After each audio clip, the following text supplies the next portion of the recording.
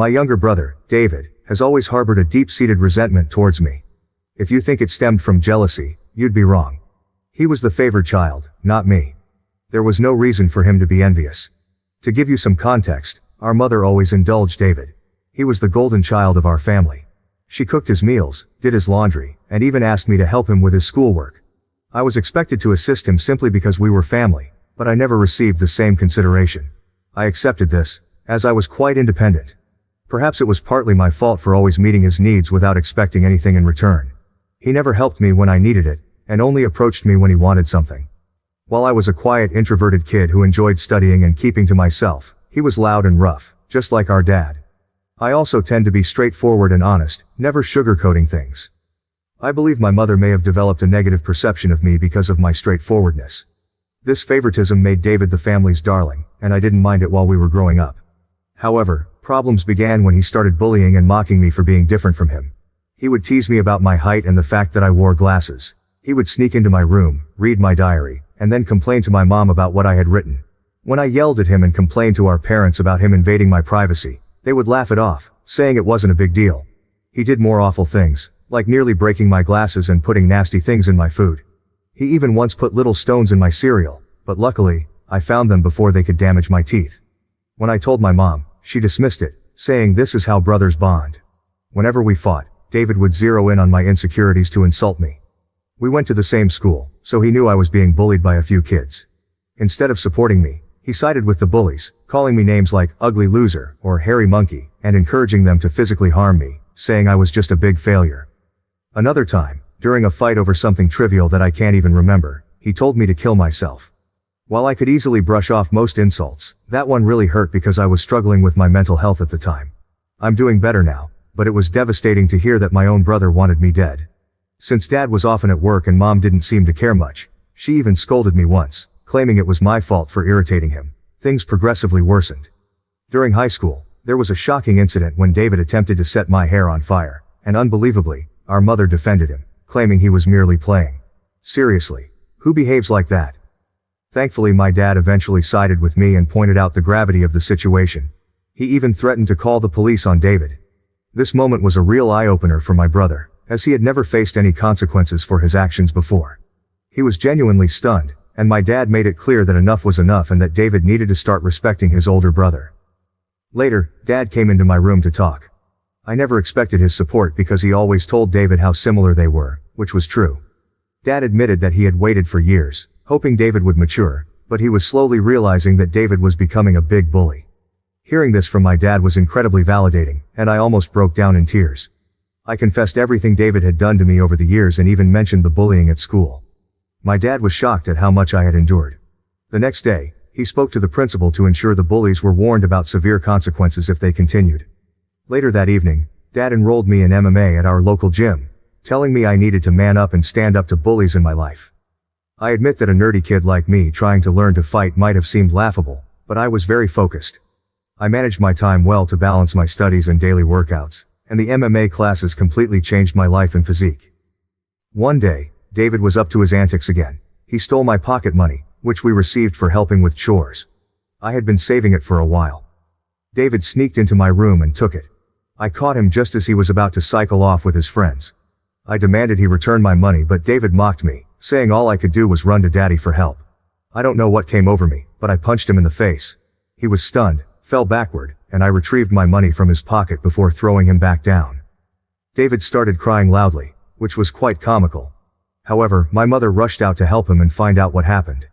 When she learned I had fought him, she was surprised and reprimanded me, saying I should be a better role model for David, who seemed to enjoy seeing me scolded. My mother also complained to my dad about my behavior, saying I needed to be controlled. My dad grimly asked both of us to explain ourselves. I told him how David had stolen the money I had worked hard for and saved, while David tried to justify it by saying he needed the money for a date, and that as his brother, I should help him. However, Dad told David he was lucky I only punched him for stealing because anyone else would have called the police. He continued to tell David that he had no right to take others' things without their consent.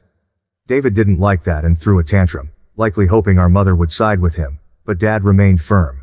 When David realized he wasn't going to be punished for being hit, he screamed how much he hated me and ran back to his room, locking himself in. Following that incident, David began to distance himself from me. He had finally understood that he couldn't bully me anymore, and that even Dad had stopped supporting his antics. For the first time in a long while, I felt like we were equals. Though he could no longer physically harm me, he resorted to verbal insults when our parents weren't around.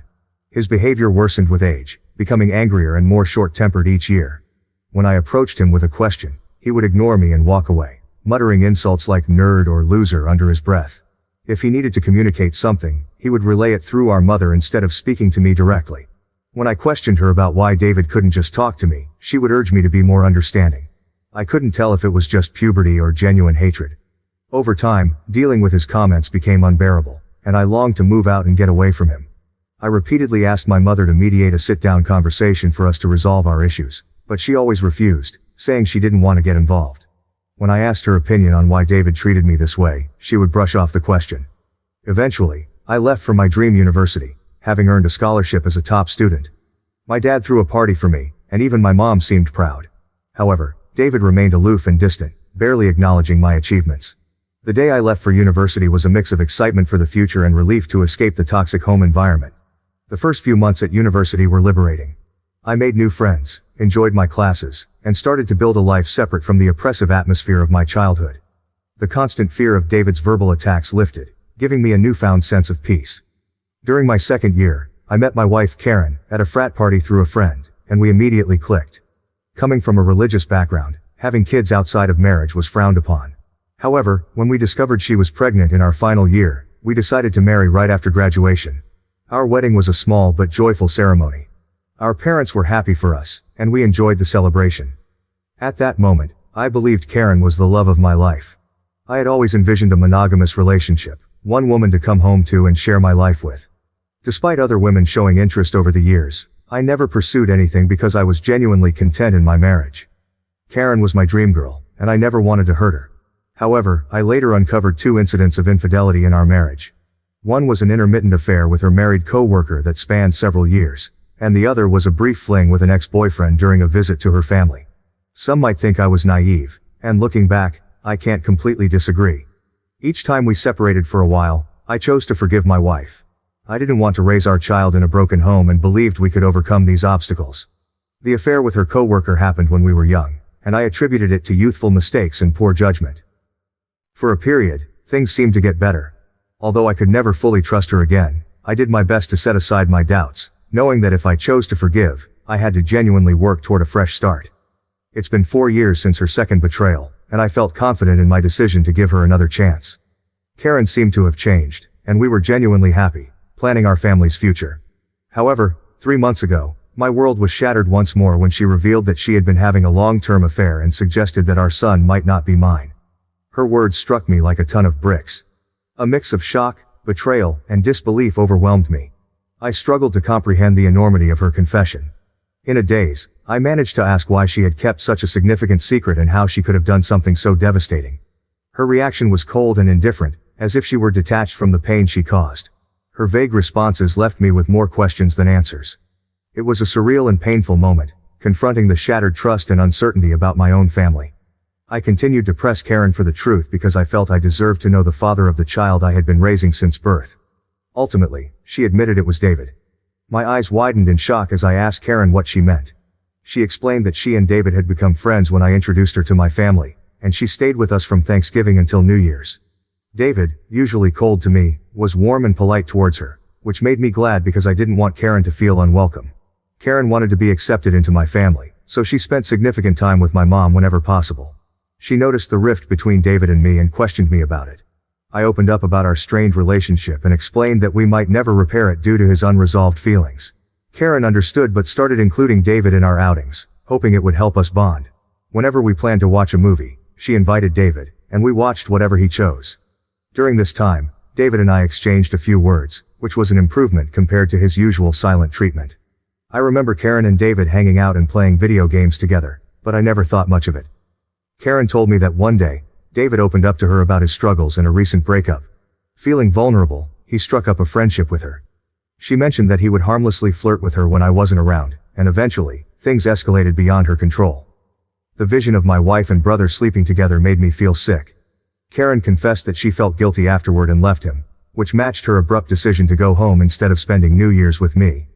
Although I tried to convince her to stay, she was adamant about leaving. When we met back at college after the holidays, she was her usual cheerful self, so I didn't question anything. 2 weeks later, we found out she was pregnant. Karen admitted she didn't know if the child was mine or David's, and with no way to prove it, she chose to stay with me, knowing I was the more dependable brother.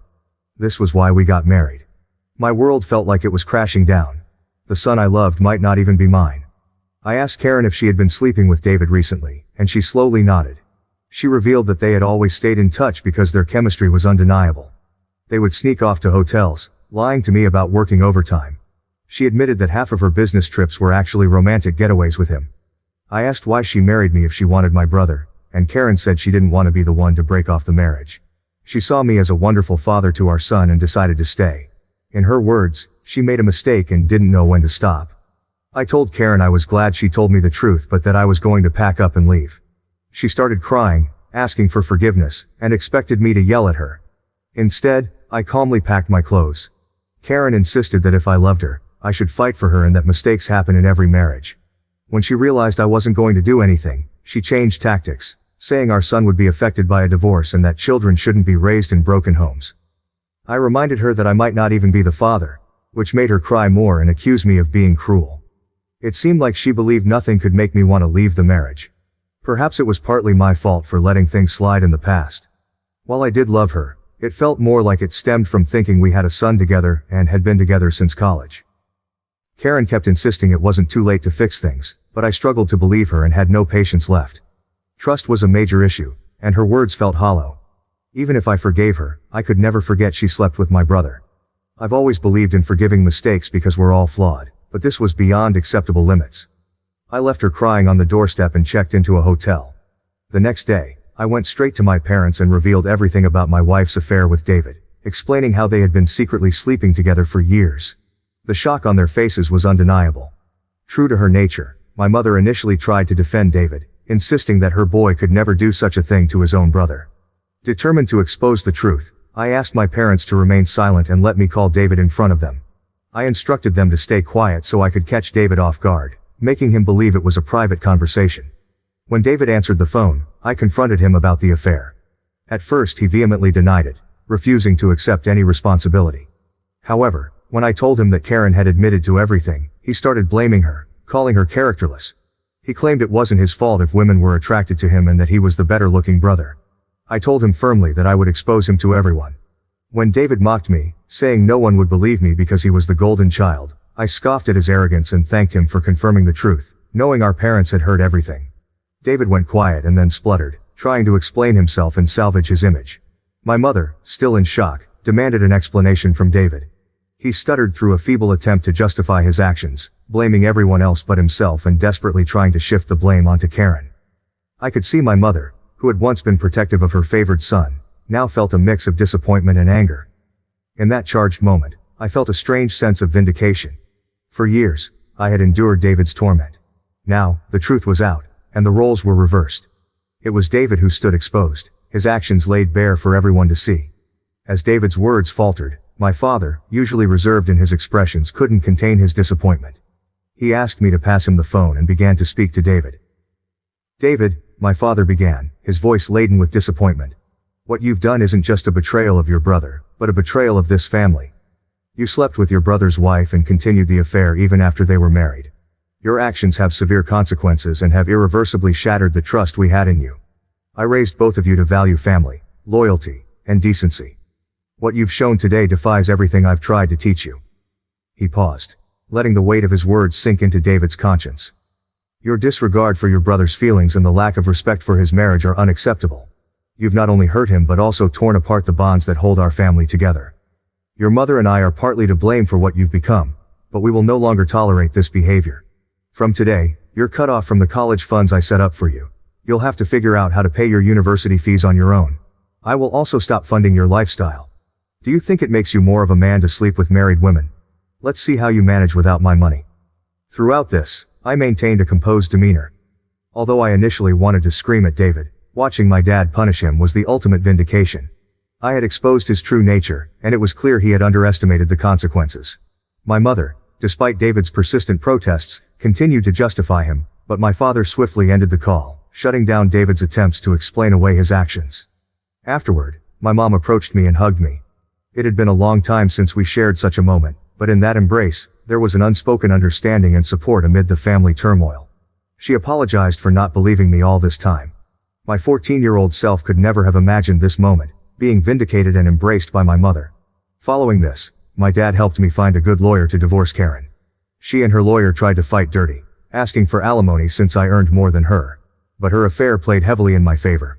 We also conducted a paternity test, and it was confirmed that David was indeed the father of the child. The news was incredibly painful, even worse than discovering Karen's infidelity. I was furious that the son I had loved and raised wasn't mine. However, I decided to stay strong. Karen begged me to continue visiting my son, arguing he shouldn't be punished for the situation, but I couldn't bear to see him. He reminded me too much of David, and I hated it. After my divorce was finalized, I felt a sense of freedom wash over me as I moved into my own bachelor pad. It felt surreal to live alone since I had married so young and never really had the chance to experience independence. However, my naturally independent nature allowed me to quickly adapt to my new lifestyle, and I thoroughly enjoyed it. 2 weeks ago, my dad called to tell me he was considering changing his will because he didn't want to leave anything to David. My dad is incredibly stubborn, and once he decided to cut David out of his life, he stuck to it. David tried reaching out to our parents and even showed up at their doorstep, begging for forgiveness, but they refused to let him in. Even my mother, who usually gave in to David's tantrums, seemed done with him, though it must have been hardest for her. David never texted me to apologize for what he had done, showing he didn't regret his actions. He was just upset about being cut off from our parents. Dad told me he planned to leave everything to me, ensuring David wouldn't contest it later. He would leave David only $1. My eyes widened in shock as my dad had worked hard his entire life. Including his assets, retirement fund, and life insurance, the total came to nearly $2 million. The only condition in his will was that if my dad passed away before my mom, she would continue living in their house, even though ownership would transfer to me. I didn't mind this, as I wanted to care for my mom in her final days. Somehow, David found out about this, and, unable to reach our parents, called me yesterday, trying to make amends. He explained how he was struggling with college and that after Karen discovered the paternity of the child, she had been pestering him for child support. He said he had no money and was looking for part-time jobs but couldn't find anything. He begged me to talk to our family to start fresh since he really needed my help. I laughed in his face and told him I was done with him. I reminded him that he should have thought about the consequences before sleeping with my wife and getting her pregnant.